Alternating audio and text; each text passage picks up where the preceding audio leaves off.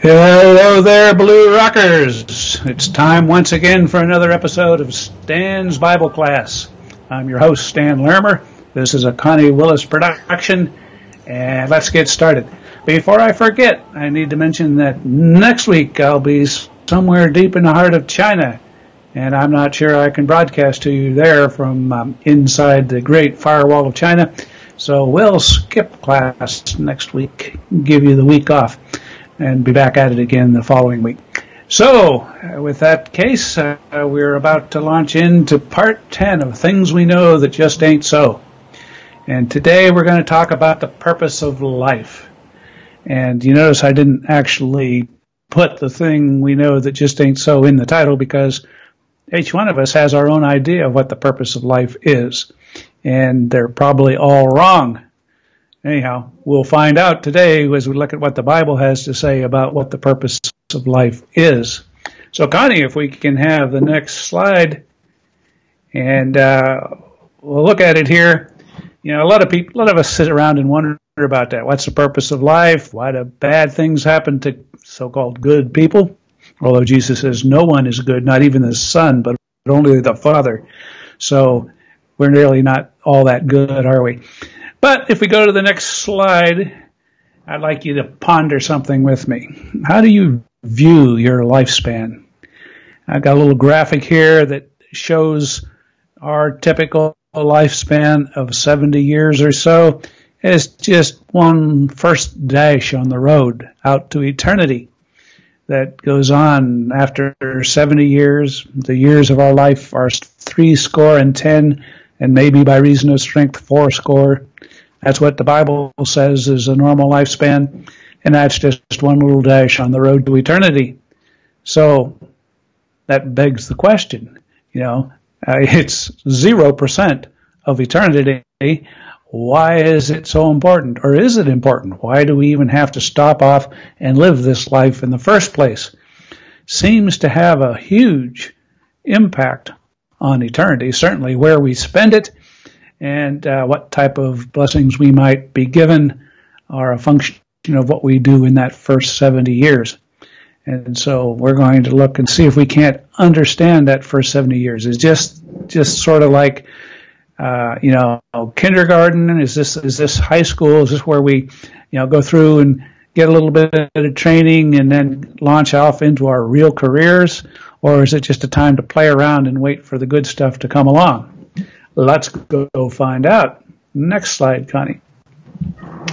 Well, I always like to quote John Wesley, the founder of the Methodist Church. He says the following quote, "For what end is life bestowed upon the children of men? For one sole end and no other, to prepare for eternity. For this alone we live."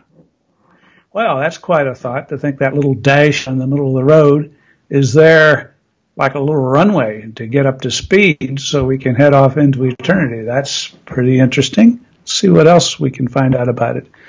Well, the Apostle Paul had this to say about the same subject. This is something he said, if you remember from a few weeks ago, we were talking about his speech to the philosophers up on Mars Hill in Athens. He made this speech. We looked at it then, but let's look at it again to see what he has to say about the purpose of life. He says, "And he has made from one blood every nation of men to dwell on all the face of the earth, and has determined their pre-appointed times and the boundaries of their dwellings so that they should seek the Lord in the hope that they might grope for him and find him, though he is not far from each one of us." So the purpose of life is to seek for the Lord, groping in the dark, as it were, and hoping that we would find him. And that's, of course, where we're all at, unless someone points out the additional information God has revealed through the prophets and through Jesus Christ and his disciples. Without that, we really are groping in the darkness. But at that point, the purpose is to find our way out of the darkness and find our way to God, according to the Apostle Paul. We go to the next slide, Connie. There's a book I read in high school. I was a big sci-fi fan, and John D. MacDonald wrote a number of books, and one of them is called Ballroom of the Skies. And it really struck me, one little episode that happened in this storyline. The hero of this particular book was experiencing, right from the very beginning, a whole series of bizarre hallucinations. He couldn't tell reality from other things that were happening that seemed really strange and bizarre. He thought he was going crazy, and he probably would have. But in fact, what was happening unbeknownst to him was that there was an organization that was considering recruiting him, and that organization had the ability to induce all kinds of hallucinations. And they were, in fact, testing him to see if he was mentally strong enough to put up with the uncertainty of the whole world shifting around him and reality coming and going. He had a friend who wasn't allowed to tell him what was going on, but he did say this word to him: "You're expected to go crazy. Remember that and don't." And that one little hint helped him, because he said, whoa, wait a minute, who expects me to go crazy? That gave him the little hint that he needed to know that what was happening was being done to him as some type of a test, and just knowing that much was enough to strengthen him so that those realities, distortions, and hallucinations that were being done to him could be safely ignored. And he passed the test and went on to do the rest of the story. But what if that is what our life is like right now? That we are subject to various events in our lives that are serving as a test in terms of figuring out not only whether we can handle a given situation, but strengthening us, because, of course, every test passed strengthen us for perhaps a tougher test later on. And so, I would like you to consider the possibility that if I give you a little hint today that maybe things that are happening to you in your life are a similar kind of test, can you remember that and not go crazy and instead stick with it, because you know that it's a limited period of time of testing and that the results of the test are very important? Well, something to think about. Let's go to the next slide. And for those of you out there that have been looking at recent science fiction in the past 30 or more years, I guess, there's a recurring theme of artificial reality. We see it in Star Trek episodes where they have a holodeck, which you can walk into an empty room and the computer generates an artificial reality around you that feels solid but is in fact totally artificial. And of course, the famous Matrix movie series was assuming the entire world was actually a computer simulation. And those types of things would be the perfect thing for doing tests on an individual. And we see that happening anyway. Let's take a flight simulator for a pilot. What do? They put them inside a simulator that makes a pretty realistic experience, like you're flying an airplane, and then they induce tests like engine out or other failures and let the pilot see how he or she can handle that particular situation. And what if our whole life was one big flight simulator full of various tests that we are expected to respond to? And just like a new pilot in a flight simulator might get easy tests initially and then work up to harder and harder tests, maybe that's the kind of situation we might face. Although some people get hit with very big tests right off the bat. This is kind of what the Bible says. I just put a few little quotes in there for you. The sun is the radiance of God's glory and the exact representation of his being, sustaining all things by his powerful word. So here you have Jesus as a projection of God into our universe where we can interact with him. And the whole concept of him sustaining all things, like one might keep a simulation running as long as it's needed. And we've got some other quotes that the Bible gives us the same thing. He's the image of the invisible God, is what Paul wrote in Colossians. And in Jeremiah, he said, before I formed you in the womb, I knew you. That's interesting, right? That he pre-existed the worm, or at least the womb, or at least God knew him and knew everything about him, and was ready to start running his program, if you will. And the Hebrews talks about the copy and shadow of the heavenly things. That's a recurring theme in the Bible, that what we have in this world is just a shadow of things to come.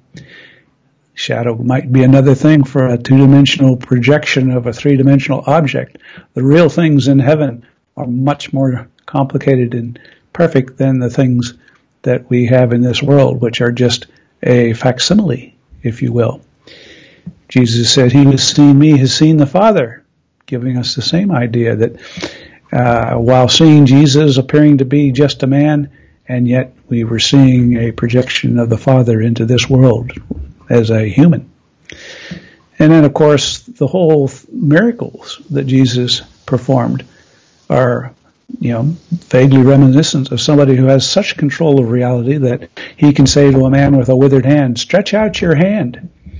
And in the instant that happens, every single thing that was wrong with every cell and every tendon and every vein in that hand, every nerve ending, was all instantly repaired. Presumably millions of operations, all done the way a simulation might be updated with a simple command, replace hand. So all of that going on there, I'd just like to use that as a way for thinking about the world we live in as being a proving ground. Maybe you could think of it as basic training. And if you're going to go into basic training as a new recruit to get trained to be in the military, and nobody told you it was coming or what to expect, you just showed up and suddenly you were being stressed to the max by your drill sergeant, you might drop out and say, "I don't know what's going on, but I can't take this."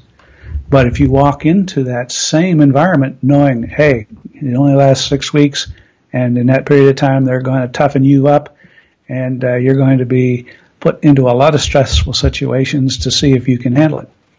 Well, just that little bit of extra knowledge might be enough to get you through it with a positive attitude instead of giving up because it doesn't make sense. So that's what we're going to try to do today, is make some sense. Let's go to the next slide.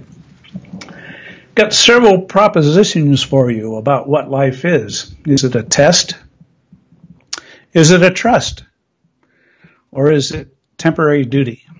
Or all three? We're going to look at each of those and what the Bible has to say about it. There's this nice little poem that I found by William Cottringer called "Life is a Test." And, the thoughts he expressed in there, and this is obviously not Scripture, but it does reflect the truth of Scripture. And so he wrote this: "Life is one big test, an ongoing final exam. We're given the talents we need with many chances to succeed if we only knew what to do and what was false and what was true. As it turns out, we're just stewards renting this life, managing our resources, charged to do our best, using our talents to increase the harvest. And we do get graded, not by some absolute standard or within some bell curve, but against ourselves. How well we used what we had, helping others to get a better grade." I thought that was pretty appropriate. And I guess I'd ask you, can you think of anything in the Bible that sort of matches up to that, or that would be evidence of that thing? Well, let's go to the next slide, Connie, and look at the parable of the 10 talents. A story that Jesus told kind of explains all of this. And, the way he explained it, I won't read the text. You can see it right there, but I'll just summarize it.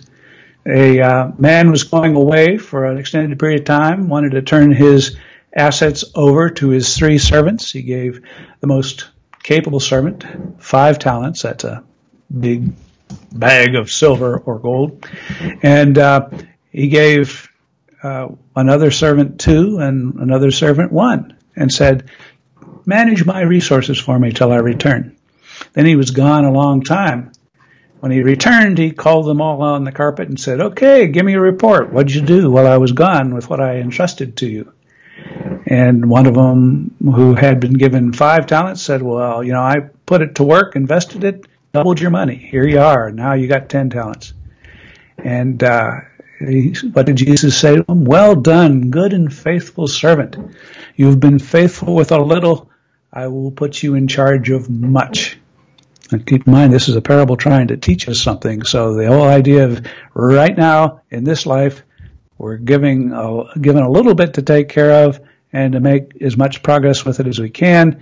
And if we're a good and faithful servant, then that implies in the next world we will be put in charge of much, which is interesting, right? We're not going to be retired. Instead, we're going to be put in charge of bigger and bigger projects. That's our reward, is we're entrusted with more to do for the Lord.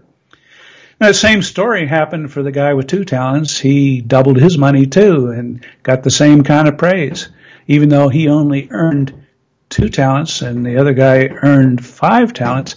It wasn't the absolute amount. It was the fact that they both took what they had and generated a gain, substantial gain with it. They doubled it. When the master came to the third one, he just had buried the money and he just returned it with no growth. And the master said, "You worthless servant, you could have at least turned it over to the bankers and earned me some interest. But instead, you didn't use anything that I gave you. And so throw him out with the outer dark where there's wailing and gnashing of teeth, and take what he had and give it to the man with 10 talents. And that's what he says here at the bottom. "For to everyone who has will more be given, and he will have an abundance. But from the one who has not, even that what she has will be taken away.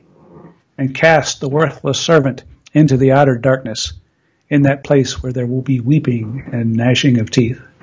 So there you have it. That is a test to see what we will do with what we're entrusted. It's also a trust, because we are entrusted with certain capabilities. And it doesn't matter at all what we have, whether, we've got great talents to be, an all-star sports figure, a singer, or a big tycoon of business, or whether we have the talent to run a little lemonade stand. It's what we do with what we've been given. And so we all have an equal chance, right? Because all you have to do is double what you've been given, make something useful happen. And if you turned out to be totally paralyzed from the neck down and only can blink your eyelids, guess what? You've been given very little, but from that position you can still pray and perhaps talk and witness. So there are always things that you can do. And it could be that a person who was in that very tough, paralyzed position might actually be a far better rewarded, faithful servant for simply having stuck with it in that condition and delivered lots of prayer and other encouragement for people that person would get to talk to. So it's all really equal, right? Because all we have to do is take where we start and do something with it. Next slide. Okay, the third category is life is a temporary duty. Think about that. Now, temporary duty is a military term. Generally, we have 2 kinds of trips that we might go on. One would be called a permanent change of station. That's where we pack up our belongings and ship off to a new location and unpack them into a house or a rental property, someplace that you expect to be for several years on the average. And so in that amount of time, you put down a few roots, join a church maybe, you get to, establish your life in a new location, and that's called a permanent change of station. But sometimes while you're at one of those stations, they may need you somewhere else and ship you off for a few months or a few weeks. That's called temporary duty. You don't take your belongings with you, but wherever you go, you make the best of the situation where it's at, and you don't get too comfortable because you're leaving shortly. So you wouldn't, for example, buy a house or remodel a basement or do anything like that because you're just not going to be there long enough for it to be worthwhile. Well, think of this life on that long runway, that little dash, is hardly much of a point for anybody to want to spend a lot of time getting comfortable in this life. I know that's what a lot of us try to do, right? We work our whole life so we can retire, maybe have enough money to achieve some goal or dream. And if we do, then, what do? We get comfortable sitting there in our mansion or our little fishing boat or whatever our dream was, and then this night your soul will be required of you, and all that work leading to get to that comfortable thing means nothing. You don't get to stay in it long enough to matter, or you have to go off to live in some extended care facility where people will take care of you and you can't live in the nice feathered bed that you prepared for yourself. That is the big risk we all have by picking up dreams that are in this world and working towards them, that we might spend our whole life trying to get them, and by the time we do, no time left to enjoy them. So best to think that life is a temporary duty. If we look to the next slide, Connie, Hebrews actually says this explicitly: for this world is not our home. We are looking forward to our city in heaven, which is yet to come. So don't get too comfortable. We won't be staying very long at all. Next slide. Talking about other kinds of tests. Trouble can be a test. And this is what James wrote. He said, "Dear brothers and sisters, whenever trouble comes your way, let it be an opportunity for joy. For when your faith is tested, your endurance has a chance to grow. So let it grow. For when your endurance is fully developed, you will be strong in character and ready for anything." And a lot of us have probably experienced going out for sports the first 2 or 3 nights of running wind sprints and jumping rope and whatever. You think you're going to die. But after a little while, you start getting whipped into shape, and then by the time you're done, you're able to play an entire varsity game or something. You've gone through all that trouble, and it built up your endurance. James goes on to say, God blesses the people who patiently endure testing. Afterwards, they will receive a crown of life that God has promised to those who love him. And remember, no one who wants to do wrong should ever say, God is tempting me. God is never tempted to do wrong, and he never tempts anyone either. Temptation comes from the lure of our own evil desires. Now, when we encounter one of those temptations, God could certainly view it as a test and watch to see what happens. But James says God doesn't put that temptation there for us, even if he does allow it to serve as a test. Let's look at another one slide, Connie. Temptation as a test. This is what Paul wrote to the Corinthians. He says, if you think you are standing strong, be careful, for you too may fall into the same sin. But remember that the temptations that come in your life are no different from what the others experience. And God is faithful. He will keep the temptation from becoming so strong that you can't stand up against it. When you are tempted, he will show you a way out so that you will not give in to it. Now, isn't that interesting that you would find yourself in a situation where, A, God's not going to let that temptation be too strong that you can't handle it. That's really encouraging news, isn't it? But he will show you a way out. That's really significant. What kind of a way out would he show you? Well, if you've hidden his word in your heart, if you've studied the Bible, if you know all these things, then a lot of times when that temptation comes up, a verse of Scripture will come to mind for you, and you will realize, oh yeah, that reminds me. And in fact, that's exactly what happened with Jesus when he was tempted in the wilderness. 3 times he was tempted, and each time, if you go look and see how he responded to each of Satan's 3 temptations, it was always by quoting Scripture. He said, it is written, man shall not live by bread alone. It is written that you shall not tempt the Lord your God. And it is written, you shall serve the Lord God, and him only shall you serve. Each time that temptation came up, Jesus responded with Scripture. And that's something we can do. Another really powerful way for dealing with temptation is to show it to the Lord. A lot of times, we see that jelly donut sitting there on the kitchen counter, and we don't really want Jesus to see it because secretly we're thinking, I'm going to get that jelly donut.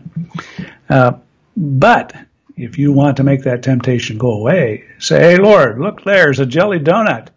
Help me resist eating that donut. And, whenever you're standing there talking to the Lord, those temptations seem to fade away. But only if you get it out in the open where you can talk to the Lord about it.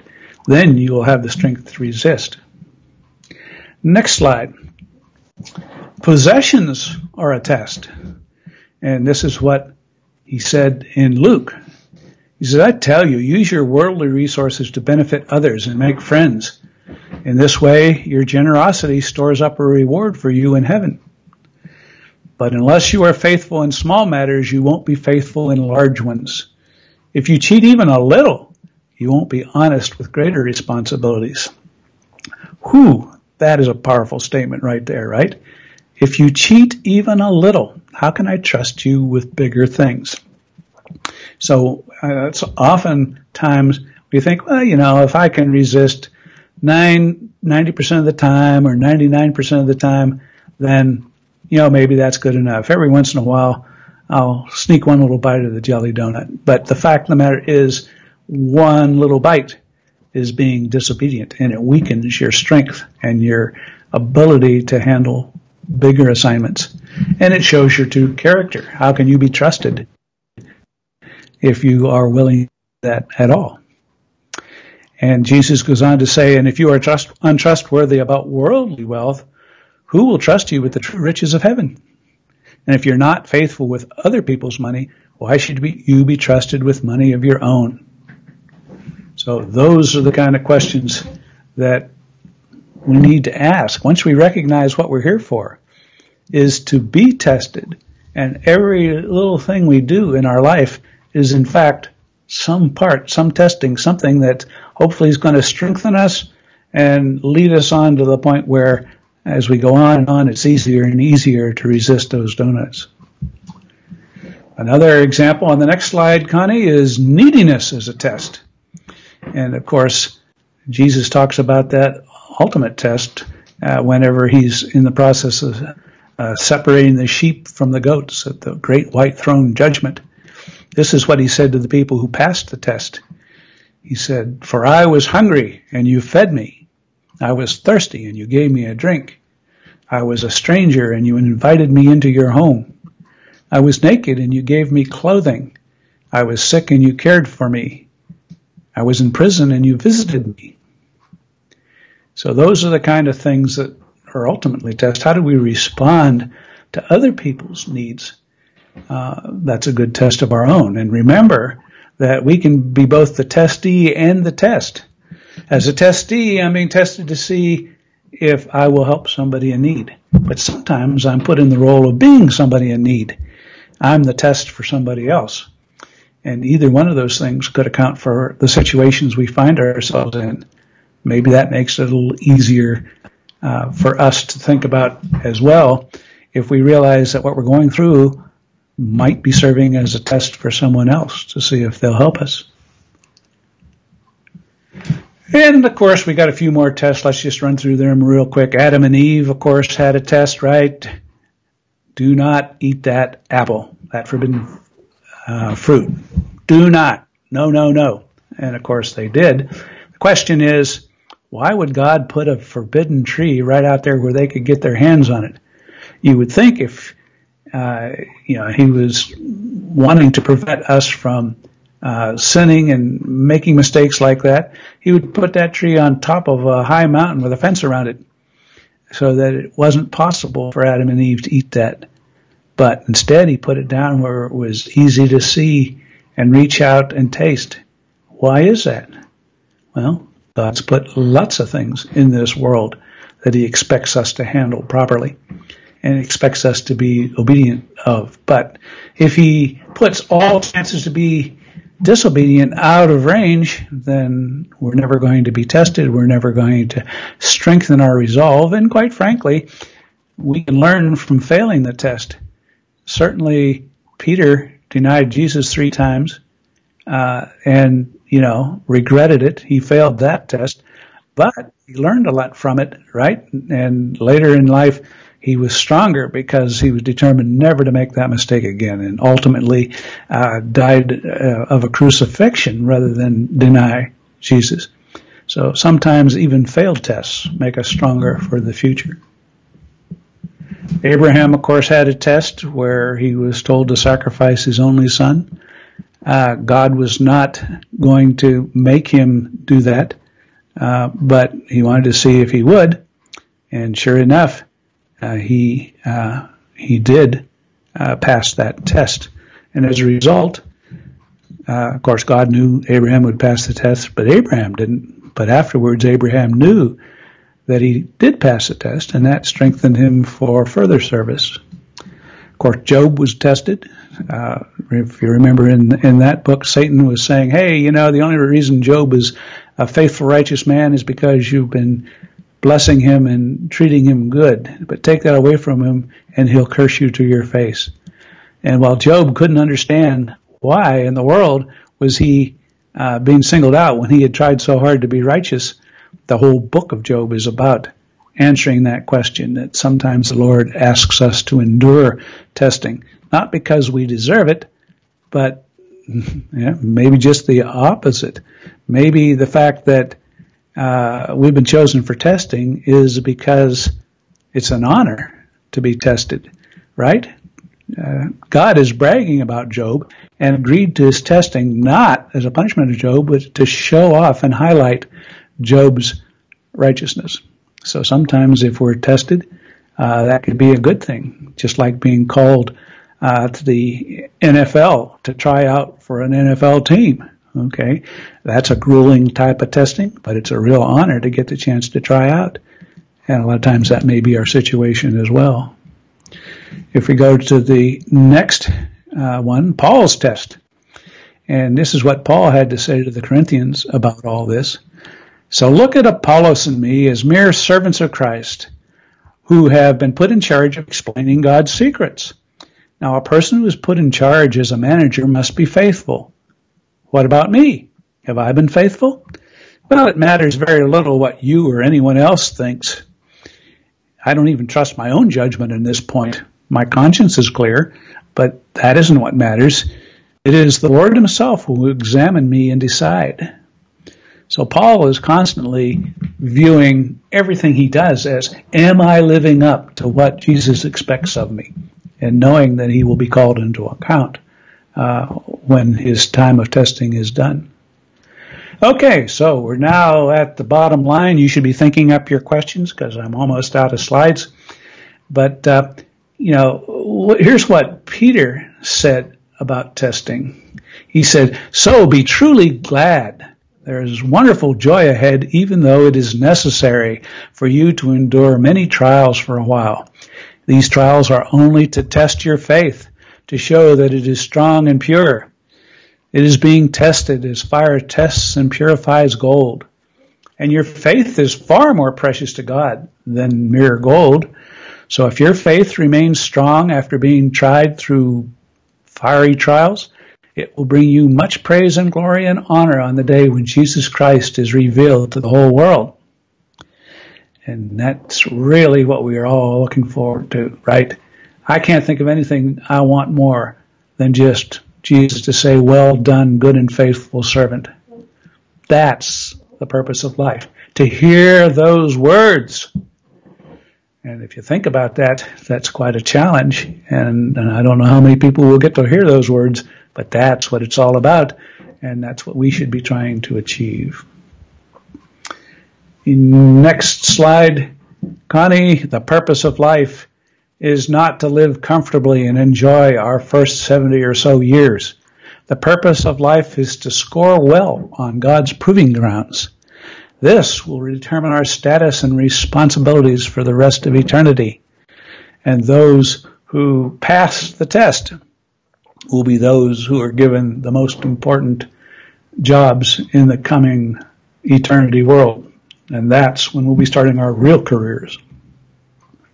So, next slide. How does viewing life as a test affect your expectations?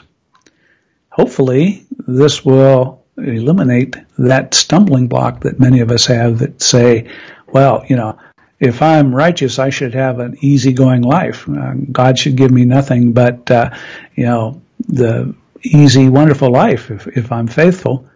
But the fact of the matter is, when something comes along and you're disappointed by that, you could fall away because you were expecting a reward that is not promised to you. At boot camp, you're not promised that you get to sleep in every day. No, you're promised that you'll have to get up, fall out, do calisthenics, and run 3 miles. And that is what we should be expecting in this world. And if we do, then we won't be disappointed. We will know how to set our priorities on the right things, and we will be tough in our minds to persevere through whatever difficulties we may have. So what is the scariest verse in the Bible, Connie? Next slide. Well, I think it might be Luke 12. It's certainly scary to me. Much is required from those to whom much is given, and much more is required from those to whom much more is given. So it's not like God grades on a curve. Grading on a curve is comparing us to everybody else. And as long as we, do better than half the people, we should get a C. That's not the way it works. He grades on a curve against what we've been given, because to whom much is given, much is expected. So most of us, if we've got the resources to be able to take some time off today and sit here and listen to this video, we're already better off than most people in the world. And if we get a chance to actually hear what the Bible has to say and put it into practice, we are way better off than everybody in the world. And so to all of us, much has been given, and therefore much is expected. And that was my last slide, Connie. And therefore, I am ready to hear whatever questions people may have asked that are coming across the screen. I see Connie's been busy posting stuff, and I've got my first question up already here from Anonymous. How come we don't heal so quickly as you spoke? Well, the duration of time it takes to heal is perhaps part of the test. And, the idea of whatever we encounter, even a long debilitating illness, is something that gives us time to wrestle with it. We might start out quite rebellious and disappointed that something is happening to us, but maybe given enough time, we can get our act together, calm down, and realize that if it's a test, what can I do from the situation? I may be greatly reduced in what I'm able to do, but I can still do something, even if it's only pray. So why not do it? And right on, Stan 34. Now there's a great name.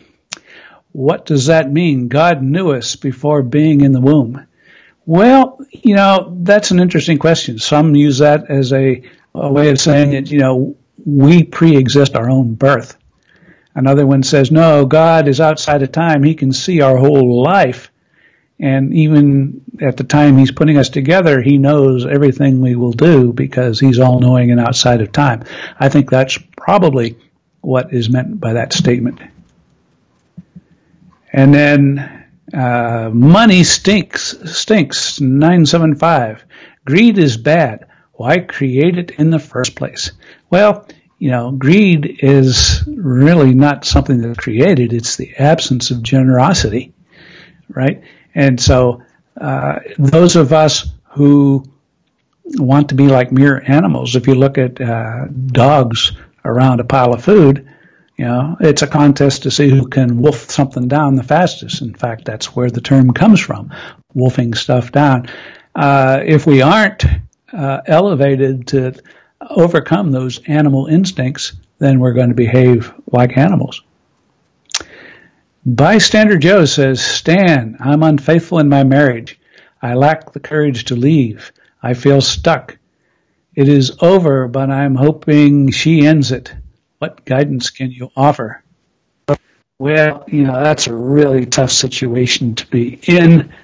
Once again, in lines with this theme, that's a test, right? And how will you respond to that test? Will you respond to that test in a biblical way? Maybe with long endurance and long suffering and making the most out of it? Or will you say, no, my right is to be comfortable, even if it contradicts what God expects of me, and therefore I'm going to act to make my life more comfortable? I'd say it's a huge opportunity if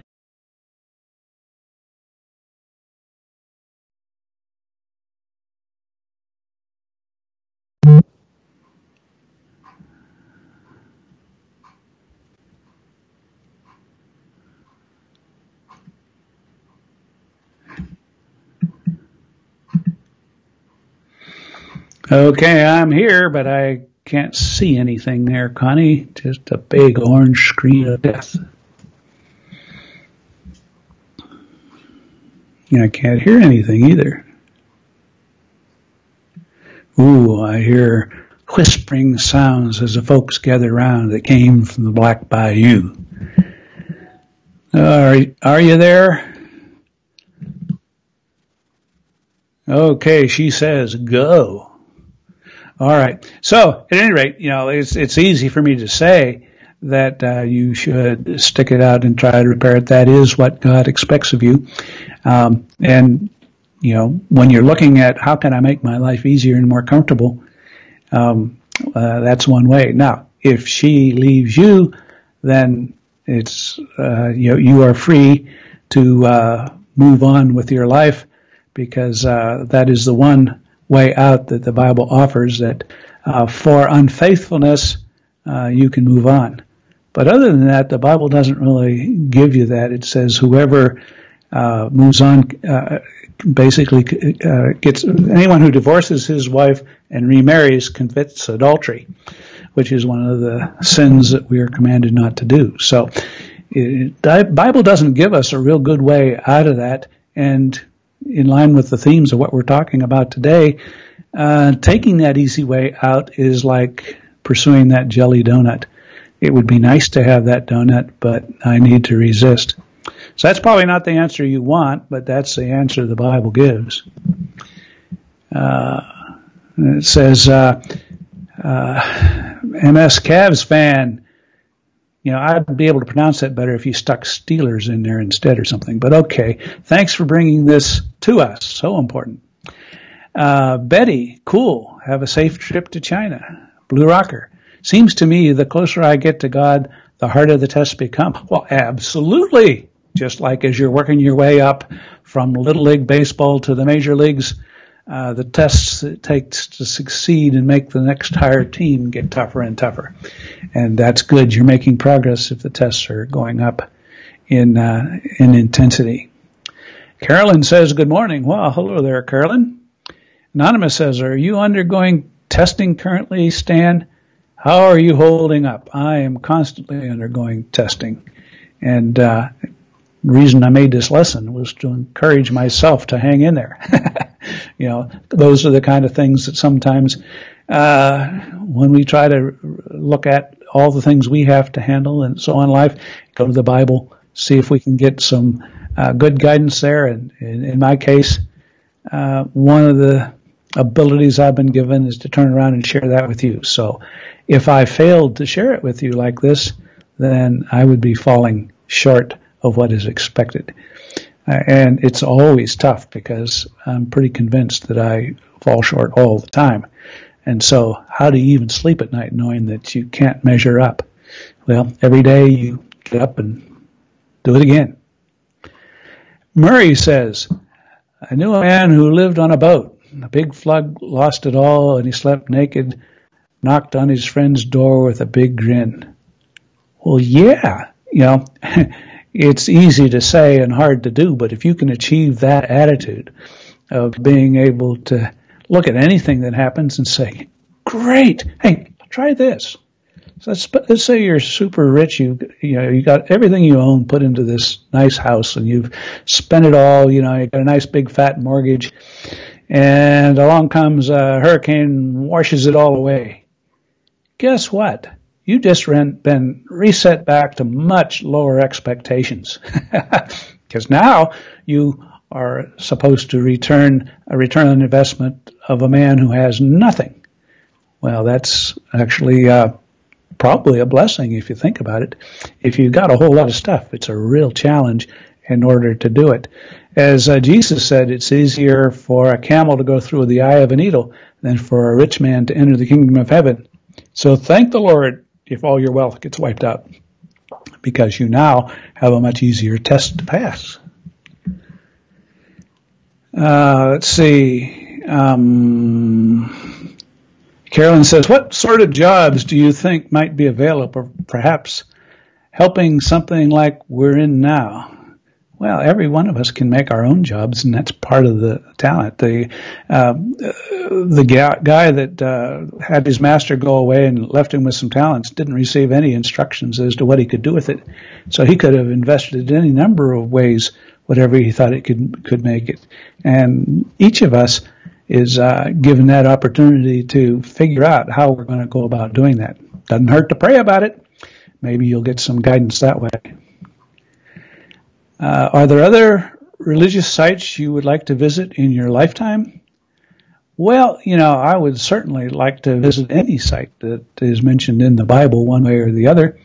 Whether I'll get to do that or not, I don't know.